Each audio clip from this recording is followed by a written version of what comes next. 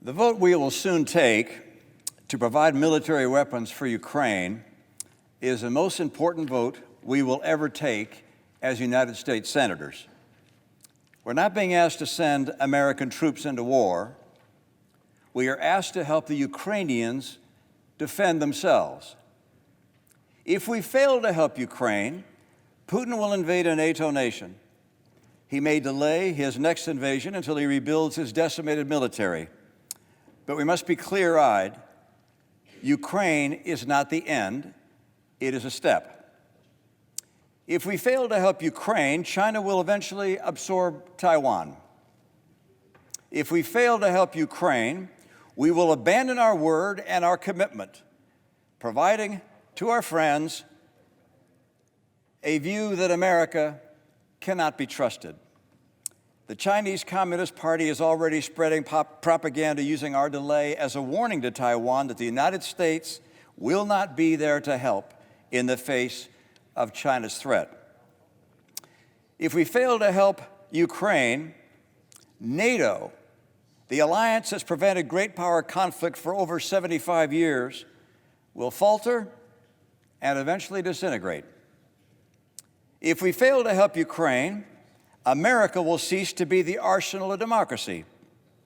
It will cease to be the leader of the free world. We will be replaced by the authoritarians, China, Russia, Iran, North Korea. If we fail to help the Ukraine, we'll be known not as our fathers and mothers were, the greatest generation, but as the worst generation. Now, for months, I've listened to the arguments for denying help to the Ukrainian people. I've observed that the reasons have evolved over time. First, it was claimed that Europe was not paying their fair share. That was proven incorrect. Our allies have already contributed more than $96 billion in aid, and the EU earlier this month agreed to provide $54 billion more over the next 4 years. Next, it was argued that we should instead focus on the Pacific and Taiwan. But Taiwan and Japan and South Korea tell us that the single best thing we can do to dissuade China's aggression is to support Ukraine. Next, we were told that we couldn't afford $60 billion for Ukraine-related funding. But somehow we can afford an $850 billion annual defense budget and annual trillion-dollar deficits, which has happened under both former President Trump and President Biden. Next, it was claimed that we would have insufficient weapons to defend America and Israel if we send more weapons to Ukraine.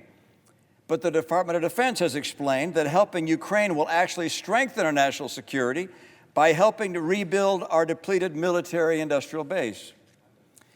The latest excuse for denying aid to Ukraine is that this bill is a clever disguise to set up an impeachment of Donald Trump at some point in the future. Under this so-called logic, Trump has to be elected, Democrats have to win the House, and those Democrats have to be unable to find any other indiscretion of Donald Trump's upon which to base an impeachment. Now, I know that the shock jocks and online instigators have effectively riled up many in the far reaches of my party. But if your position is being cheered by Vladimir Putin, it's time to reconsider your position. Now, I can't see into the future, but there are no guarantees that Ukraine will defeat Russia. But that does not mean that we should stand back and let Putin have his way with Europe. What sending weapons to Ukraine does do is help discourage further Russian and Chinese invasions, which could draw us in. It helps preserve NATO. It allows America to remain the leader of the free world. And it shows that we honor our word to our friends and allies. Lech Walesa, the first democratically elected president of Poland since 1926, and someone I've been fortunate enough to meet with, recently wrote to all the United States senators. He said this, quote, "You're obliged to assure a peaceful future for your children. Our grandchildren will never forgive us if we fail to stop Russia now. If the U.S. does not lead, nobody will." End of quote. Couldn't agree more. Helping a free people defend their freedom is simply the right thing to do. Thank you, Madam President.